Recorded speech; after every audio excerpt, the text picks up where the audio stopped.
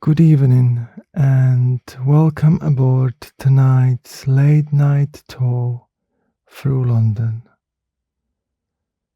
Please take your time getting comfortable. There's no rush at all tonight. You can sit anywhere you like upstairs, perhaps by the window if you'd like to watch the city drift past beside you. It is a quiet evening for us tonight. Only a handful of passengers on board, which is honestly the perfect way to experience London after midnight. The streets become calmer. The buildings feel larger somehow, and the whole city begins to slow down. My name is Michal, and I'll be your guide tonight as we make our way through central London beneath the streetlights. Now, before we set off, just take a moment to look outside the window beside you.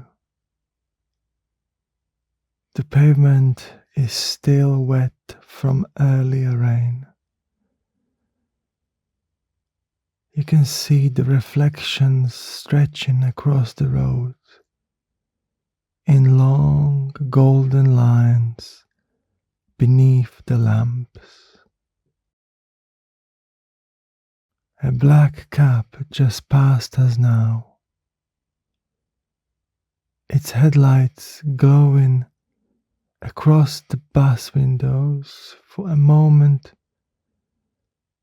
before disappearing again. And somewhere down the street, you can probably hear the distant sound of another bus pulling away from a stop. London never truly goes quiet. It simply softens. We are beginning tonight near Victoria Station. Even at this hour, there are still people arriving from trains. Suitcases rolling across the pavement. Night staff standing outside smoking quietly beneath the station lights. Travelers checking phones for their final journey home. Victoria always has movement, even at 2 in the morning. Now, very gently, we are pulling away. You may feel the slight vibration beneath your seat as the engine settles into a smooth rhythm. There's something incredibly relaxing about the top deck of a London bus at night. The warmth inside, the dim lighting overhead, the slow movement through empty streets. And because we are sitting slightly higher than the traffic around us, It almost feels as though we are floating through the city instead of driving through it. Outside now, on the left, you'll notice rows of white Victorian buildings. Some windows are completely dark, others still glowing softly. Television flickering blue behind curtains. A kitchen light left on upstairs. Somebody watering plants late at night. Tiny little glimpses into people's lives. That's one thing I've always loved about buses. You notice details you would completely miss underground. You see the city breathing quietly, window by window, street by street. Now, ahead of us, you can already see the gates of Buckingham Palace appearing through the trees. At this time of night, the palace feels strangely peaceful. During the daytime, there are crowds everywhere here. Tourists taking photographs, school groups, people standing shoulder to shoulder near the gate. But tonight, there's almost nobody around. Just a few security vehicles parked nearby. A cyclist moving silently past the railings, and the gold details of the gates shining beneath the lamps after rain.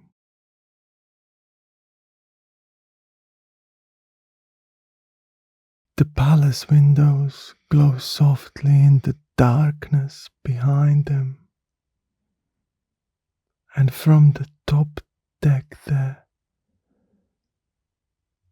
you can see just how enormous the building really is.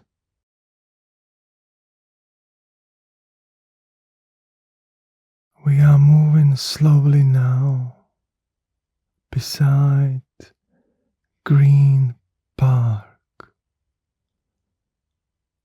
The trees beside us are almost completely black against the sky.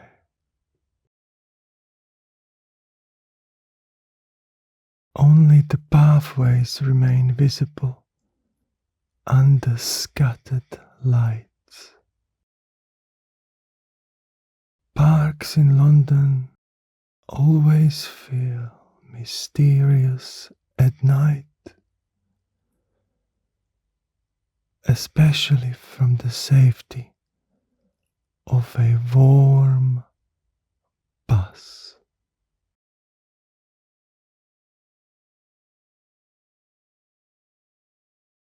You don't feel exposed to the darkness.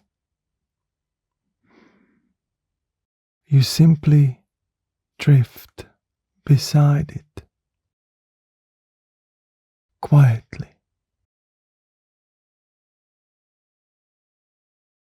Sometimes late at night, you can spot foxes near the pathways around here. London foxes are incredibly confident. They wander through Westminster as though they own the city. And honestly, at this hour, maybe they do. Now we are turning toward St. James's Park. And if you look carefully through the railings on the right, you might catch reflections from the lake. The water is almost perfectly still tonight, only moving slightly whenever the wind brushes across the surface. Everything feels slower after midnight, even the river, even the trees, even the traffic lights changing for nearly empty roads. Ahead of us now, you can probably already see illuminated clock face in the distance. That warm golden glow rising above the rooftops. That's Big Ben. No matter how many times I see it, it still feels impressive at night, especially after rain.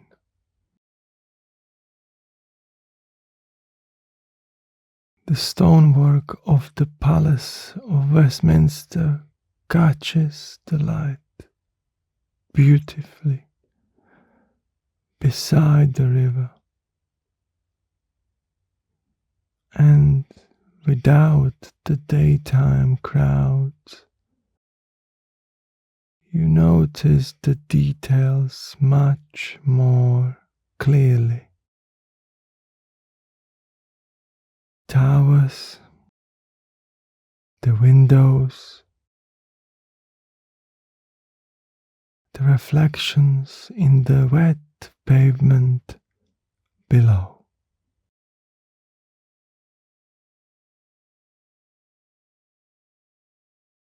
We are approaching Westminster now, and the roads are unusually quiet tonight. You can probably feel how smoothly the bus is moving without daytime traffic. Every now and then another red double-decker passes us in the opposite direction. nearly empty. Its upstairs lights glowing softly through fogged windows. I always wonder about the people riding those buses late at night. Some heading home from work, some unable to sleep, some simply enjoying the city quietly.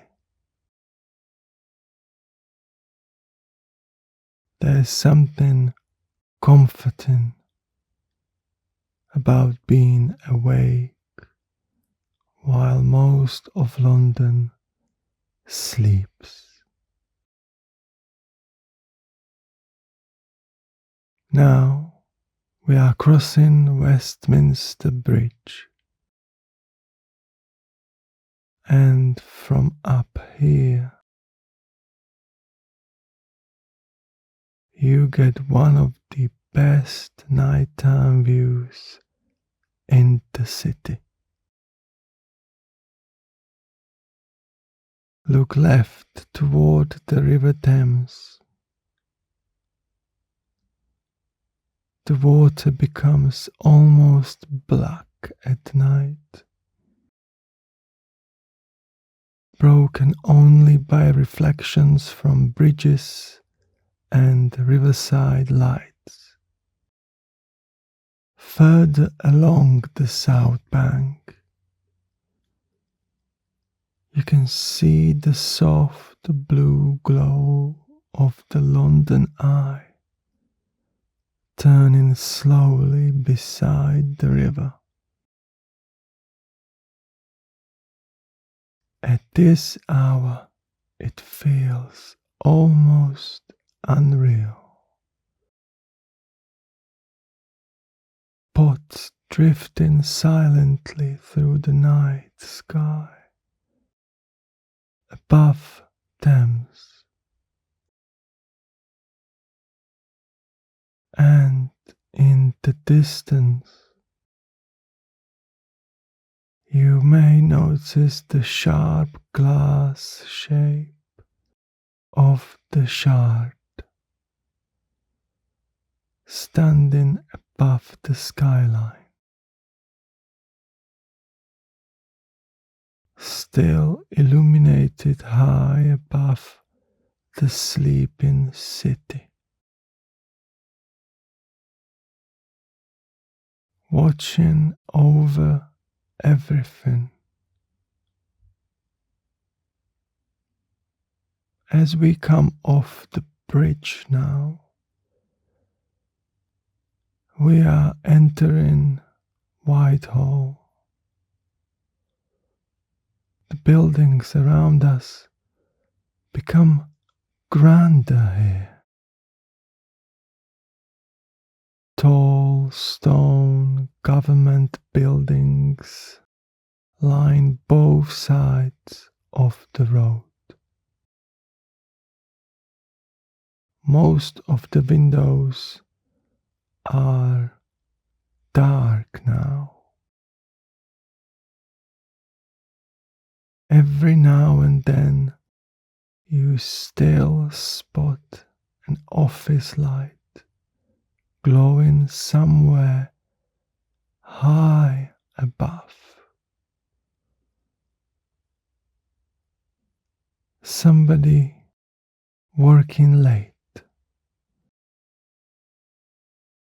Somebody finishing paperwork long after everyone else has gone home. Whitehall feels completely different after midnight. In the daytime, it's busy and noisy and full of movement. But tonight, it almost echoes. You can hear footsteps from the pavement below. Taxi tires rolling slowly across wet roads. The distant sound of sirens somewhere across the river. London sounds softer at night, more spread apart, less crowded, and somehow more calming. Ahead of us now, opening up before the bus, Trafalgar Square. The fountains are glowing pale blue tonight. Only a few people remain sitting near the steps beneath Nelson's column. Most wrapped tightly in coats against the cool air. The famous lion statues look darker after rain, their surfaces reflecting the lights from passing buses. And because the square is quieter now, you can really appreciate how large it is. During the daytime, there is so much movement here that you barely notice the space itself. But late at night, everything opens up. The buses circle slowly. Traffic lights change lazily. And the wet roads mirror every color around them. Late night London always feels slightly cinematic. Even ordinary moments look beautiful. Now we are continuing along the Strand. The theatre district is beginning to empty. You may notice people gathered outside stage doors, actors leaving with flowers, taxi lights flashing beside the curb, couples walking slowly beneath umbrellas. The city feels softer now, more relaxed. Most office workers have gone home. Most tourists have disappeared back into hotels. And what remains is a quieter version of London that many people never really see. We are passing Covent Garden now. Most of the market area has closed, but some restaurants are still glowing warmly in inside. Staff wiping tables, stacking chairs, cleaning kitchens for tomorrow morning. One thing I love about London late at night is noticing all the people who quietly keep the city running while everyone else sleeps. Hotel staff, night bus drivers, security guards, cleaners, bakery workers beginning shifts before sunrise. There's a whole hidden version of London awake right now. And we are drifting through it together tonight.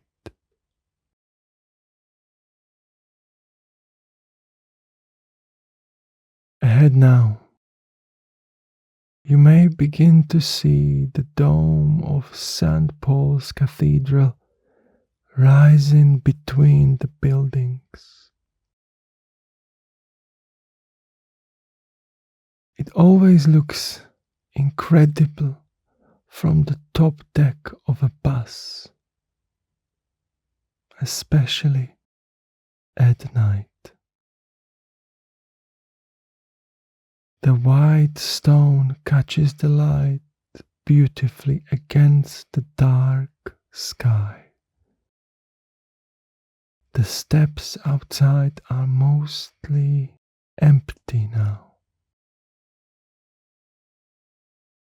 Perhaps one or two photographers still waiting quietly with tripods nearby. And honestly, this is probably the best time to see London landmarks. Without crowds, without noise, without rush. The city becomes calmer, older somehow. The old buildings feel more connected to the past once the daytime noise disappears.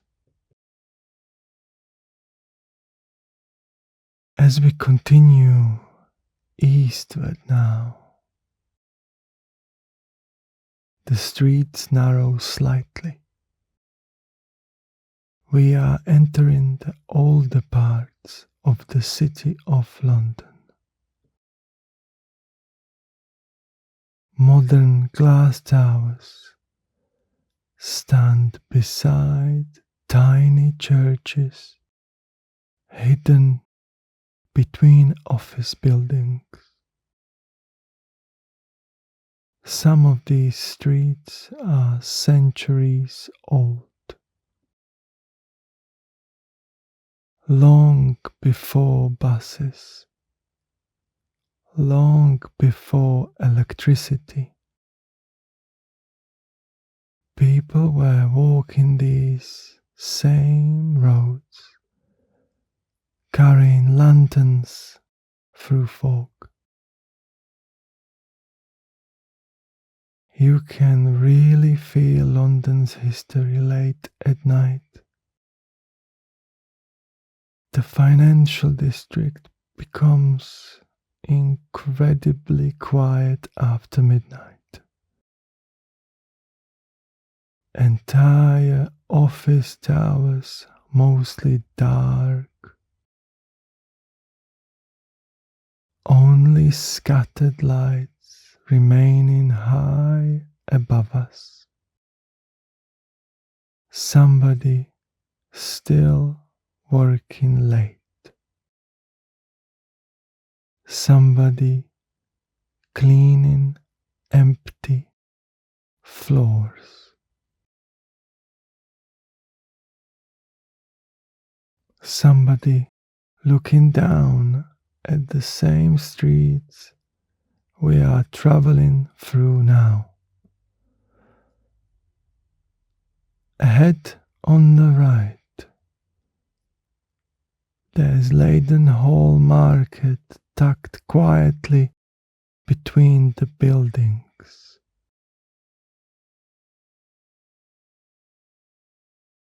During the day, it's busy and loud,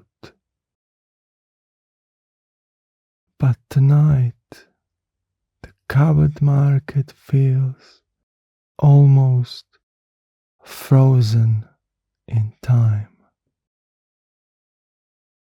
The ornate roof glows warm amber beneath the lamps. Very old London. Very quiet London. And as we continue further east, you might notice how empty the roads have become now. Traffic arrives only occasionally. A lone taxi passing beneath office towers. A delivery van stopped beside the pavement. Cyclists waiting at lights, completely alone. The bus feels even calmer now, almost like a moving room floating through the city. There's something deeply relaxing about night buses. No urgency, no crowds, just slow movement through sleeping streets. Ahead of us now, you can see the illuminated towers of Tower Bridge, rising above the Thames. Even people who lived in London for years still stop to admire it at night. The blue and white lights reflect beautifully across the water below, and beside it, sitting silently in darkness, the ancient walls of Tower of London. It's strange thinking about how many centuries of history sit quietly beside modern buses and glass skyscrapers. That's one thing London does better than almost anywhere else. Different centuries exist together here. Roman ruins beneath office buildings, Victorian stations beside modern towers, tiny medieval alleyways hidden behind busy roads. And late at night, you notice those layers much more clearly. We are continuing beside the river now, and from up here on the top deck, you can see reflections stretching across the Thames like liquid gold.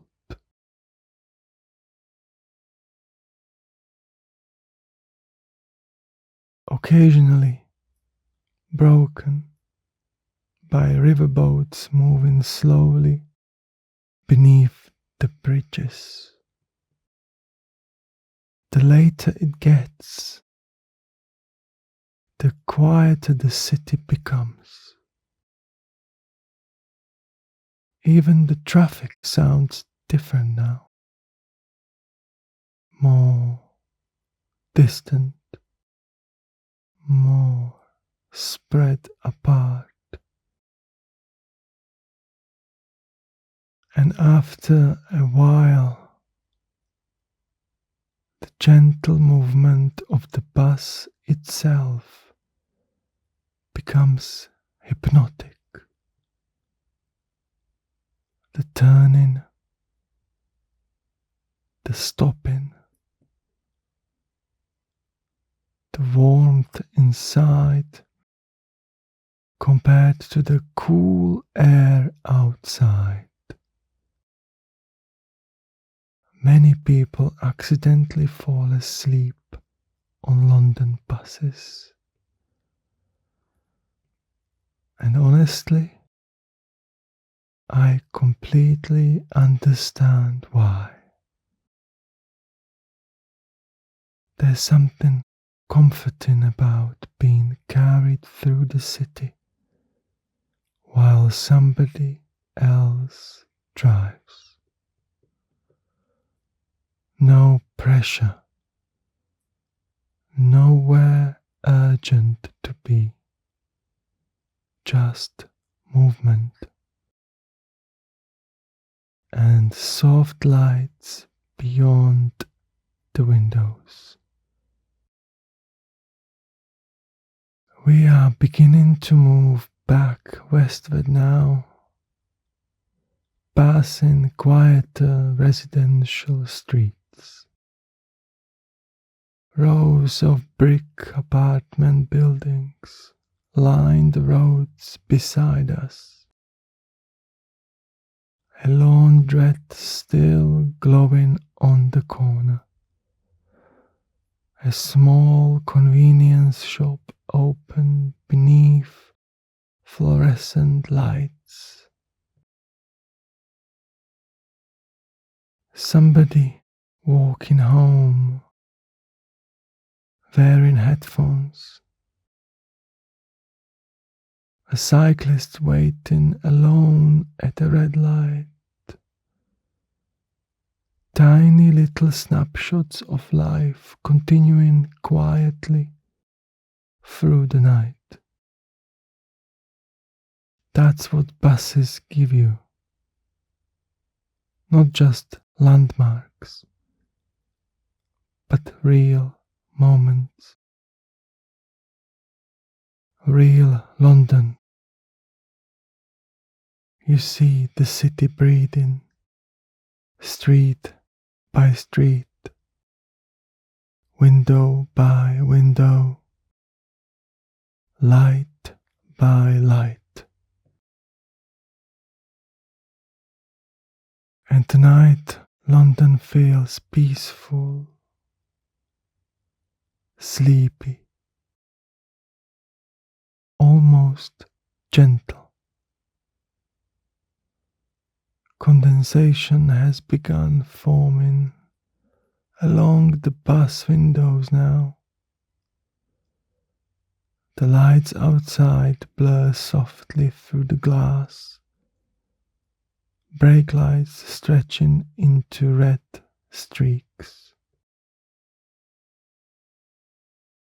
street lamps glowing like watercolor paintings, the whole city becoming softer around the edges.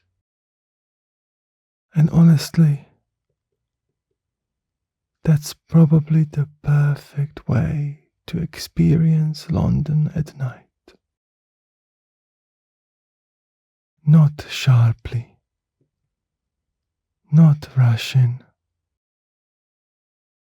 just drifting slowly through it.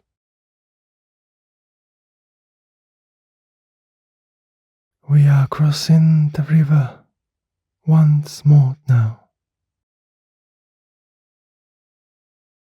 And if you look carefully into the distance, you can still see the illuminated skyline watching over the sleeping streets below. The Shard, the London Eye,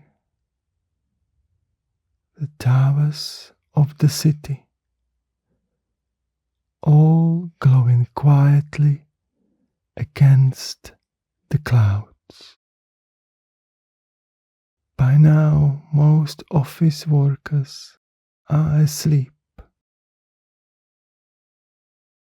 Most tourists are back in hotels.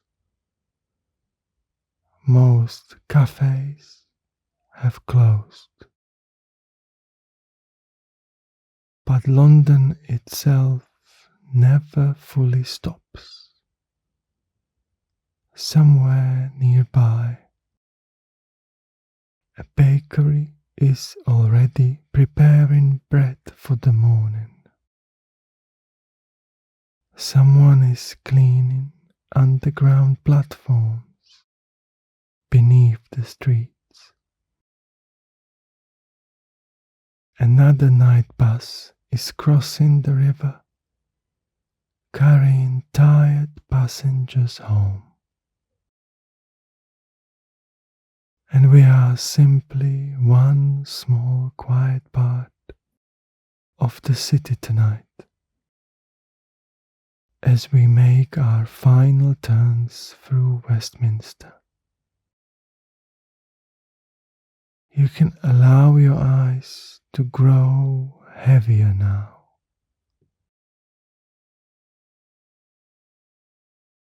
The city outside becoming softer, more distant.